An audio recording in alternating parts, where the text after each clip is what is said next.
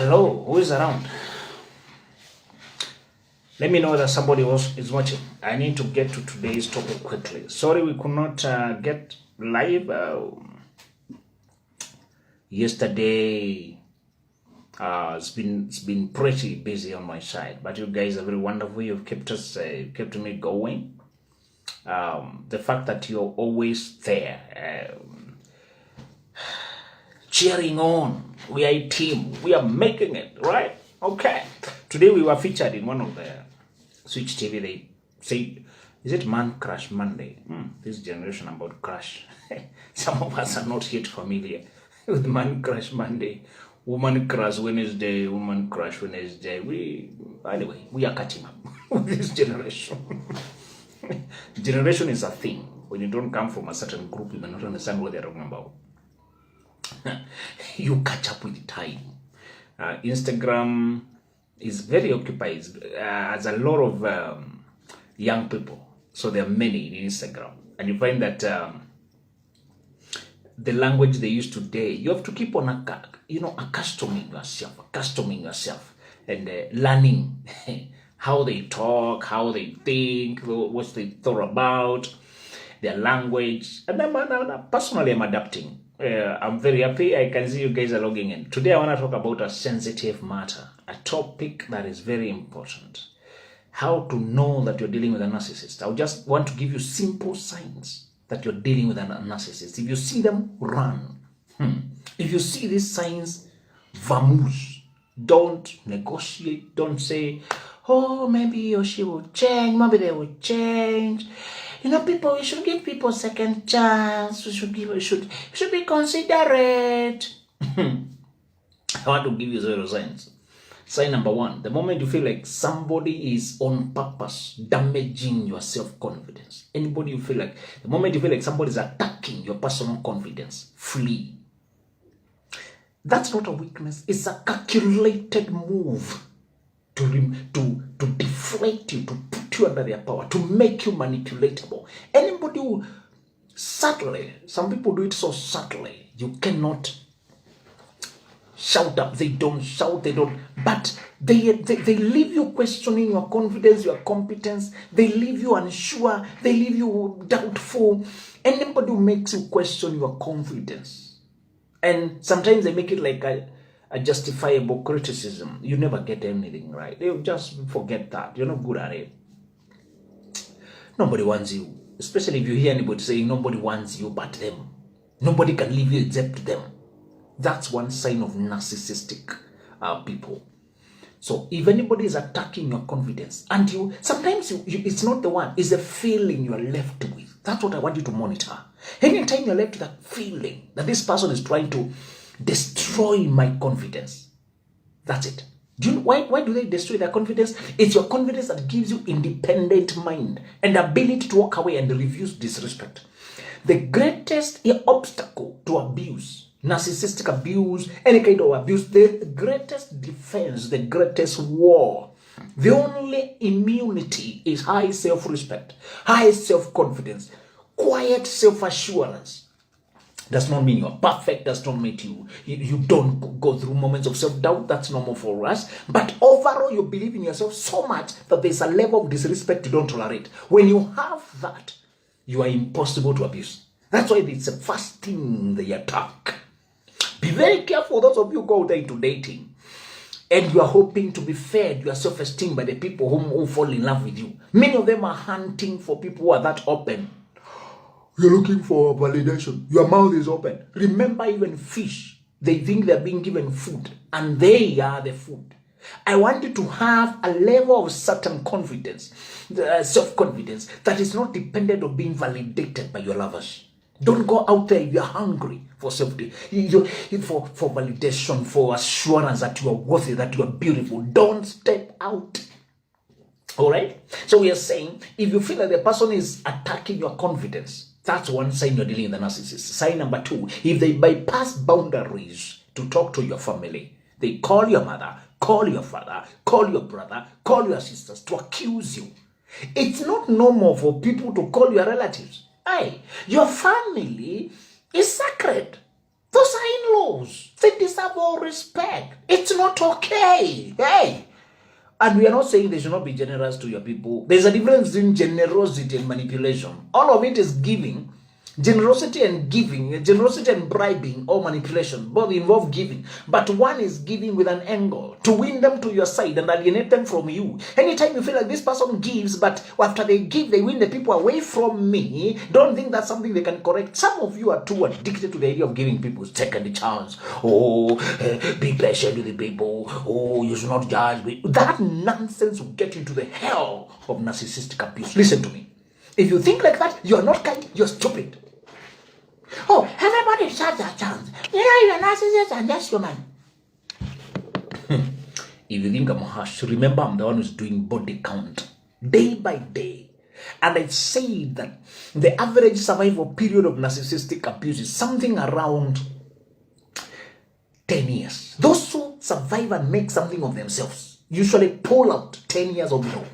Those who have stayed 14, 15, like now a woman I'm dealing with who has stayed for 15, 19 years. Another one 16 years. And they're already taking a hit. One of them having blood pressure, heart problem. One has suffered a stroke. Some narrowly escaped death. Many don't escape, they die. And in the burial, the narcissist you conduct a grand ceremony. Her act is very broken because they are perfect actors to make the public think they are wonderful, while in fact they are devil's foot soldiers. They behave, act on behalf of Satan. These are people who are so absorbed in hate and selfishness. So the second sign, anybody who crosses boundaries to talk to your mother, to your father, to give them money, accuse you, don't underrate that. Don't tolerate it. Leave while your soul is still intact. Live while you still have your soul with you. Because that soul will be sucked out. The third sign that you're dealing with a narcissist. It's a person who never apologizes, never owns up, never comes down. In fact, they make you feel guilty for their own mistakes. They turn it to look like you made it do the wrong thing they did. The only time they own up is they own up with the condition that you are responsible for what they did. Yes, I talked rudely to you, but you're the one who provoked me. I came late, but you are the one who trained me. No. There's a guy who told me he has lived with a woman for 11 years and she has never used the word sorry. This woman has never said sorry for 11 years of marriage. And the guy is still there. No, you thought I would start saying, oh, this girl is a devil. This woman is bad, man. Oh, I'm sorry for you. I told him, man, you are the one who is stupid. What are you doing there? Is marriage a law? Who told you must stay with her to stay there breathing? Is that oxygen? It's your oxygen. It's your common sense, man. You don't have two lives. Remember, fellows, we say this. Your productive life is just about 30 to 60 years. You just have about 30 years of productive life. The time that you are energetic, you can move and make a change. They're only 30 years. How can you spend plenty of them with a devil? Huh? Is this your world to rescue? I'm saying that for the children. For the children. You don't have to stay for the children. You can help children without staying there. You can grow children without staying there. You can provide for themselves. You don't stay for the children.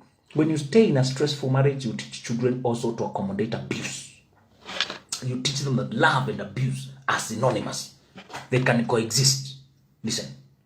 If at all you're in a marriage that is, you're with a person who never apologizes, don't think that's a weakness. That's a dangerous character flaw. It won't improve. It will not improve.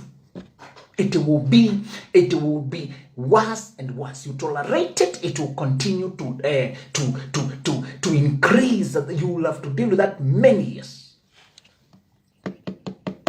There's another group of narcissists that is in church. Some are pastors and leaders in church. And I want you, when you go to a church and find that the spouse to the pastor is rather cold and detached. Don't buy the narrative that, oh, if it's a wife, oh, she does not support the man of God. Oh, she's being used by the devil to oppose the work of God. Oh, she does not, she's a bad woman. Oh, don't buy that. She knows things you don't know, my friend. I'm not saying all wives to pastors are good. I'm not saying that. Some surely are not supportive. There are some who are not. But more often than not, it is that servant of God who is the narcissist. Because they love power and the praise. And they have this control thing. They are into people. They hold people, grip, they control people. Listen, be very careful before you buy these narratives. I've given you the dark sign. If you have anybody who's crossing boundaries so recklessly, they don't even do it, and then you have somebody who never says sorry for so many years, never as almost looks impossible. The fourth sign is a person who's emotionally insensitive, emotionally mature. It's like they're internally dead. You have to explain basic things, why they should say sorry when they offend you. You should explain simple, when you find yourself explaining simple rules of human decency. When you find yourself explaining to an adult simple things about human decency, like warning me when you're coming late, like asking me before you take my phone, like dealing with a narcissist. Sign number 5, somebody who isolates you from people on whatever excuse. They are insecure, irritated when you are talking to other people. And they always act like it's about love. It's not. So if somebody wants to separate you from people, they know you will be told the truth that you're being mistreated. Your eyes will be opened and you will leave. That's what they know. And the reason they want to hold your head, grip, they want to separate you and they get irritated is because they know they're sucking you into a cave, and people will tell you you're being dug into a living grave. They know if you mingle with people, your eyes will be opened. That's why they are very insecure about you mingling with anyone. What is the solution? You know it. You know the solution. Run for your dear life. I don't want you to get addicted to the idea of I must settle by that. And some of you have a deadline, a stupid deadline. I must be married by that. From childhood, I decided about it. Will you marry yourself? You must adjust your expectations to the reality in the market. Be a realist, not a dreamer. Yes, you have these goals. Get married, that's okay. But please adjust your goals to the reality. Yeah? Don't rush. Don't force things. Don't say you must jump, you must go here, you must go there. Don't use must. Instead, be flexible. Flow, go with the flow. Sense what is happening. Adjust to reality. Be realistic. Don't force things. Another thing about to know that you're dealing with a narcissist is this person who has 2 distinct personalities. They are 2 in 1. Out there, they are very different. Polite, nice, quiet, observant. But in the house, it's a devil. They even sleep on the couch, abandon the marital bed for months. And I want to ask you, if you're with someone who has abandoned the married bed for months, you think that has more difference we are going to discuss? It's just about communication. And I warn you, if you go to relatives in the church, they will always pray for you, tell you to discuss. The relatives are trying to act as mediators or for us to have a conversation. We are not saying that mediation does not work. It has worked in many cases. They are solved. But when it's a matter of life and death, when it's a matter of make or break, when it's a matter of do or die, when it's a matter that is make or break, go to a neutral party. Go to a therapist. Talk to a neutral friend. Talk to a wise person who is outside the whole picture, who does not have an... If you consult best couple, what do you expect? They want to sustain this child. They birthed. Your marriage is their child. They birthed. They want to sustain the child. They must support the child. Listen. If you have a person who is 2 in 1, out there they are known differently than the way you know them. Perfect actors. That's not a weakness. By the time you think that's a weakness, something is wrong in your head. If you think somebody can pretend so badly and you think they will change, something is wrong in your head, my friend. Wake up. You're asleep. The last thing, to know that you're dealing with a narcissist. And I will not go before I tell you about co-parenting the narcissist. The other thing about to know that you're dealing with a narcissist is someone who systematically disempowers you, systematically separates you from money, discourages you from working, discourages you from getting money, or puts you in debt, borrows money, or leaves you to pay all the bills. In some way or other, the total sum of their actions is to leave you financially disabled. Why? Money is power. And they're trying to put you under their power. Hey, this is not rocket science. You can figure it out. Just reason, think. The biggest cause of a narcissist always target the young and naive, the pre-25s, university students. I feel so sick when I see a pre-25. I'm 24, been dating this guy for 3 weeks. 3 years, I feel like vomiting. You're playing with death. My God. One stupid girl yesterday told me, I'm 22, planning to get married this December. I was trying to refer to someone to employ her, and I cancelled the whole transaction. I told my friend, that's a stupid girl, don't employ her. She's foolish. Unless you're trying to you're doing a pilot project on rehabilitating fools. I tried to tell her, my friend, you're too young. Why don't you grow up first? What if you're marrying a narcissist and you can't see it? One lady inboxed me today email. I did not even reply to email. I was too sick, too annoyed to reply to it. I entered campus 2015 and started dating this guy 2016. We've been dating now. Now recently we are planning to make things settle to the next level, but we have several issues. ABCD. He does not trust me. He goes everywhere I go. I don't insist. Can't even read that crap. You go to campus, start dating. What do you know about life? You're so broke, you don't even have money. She ends up by saying, I'm so broke, I have no money. You can't afford my services. And you get yourself into so deep trouble. Pre-25s, listen, you get yourself into such deep issues and you can't afford the medicines. Stupid fools.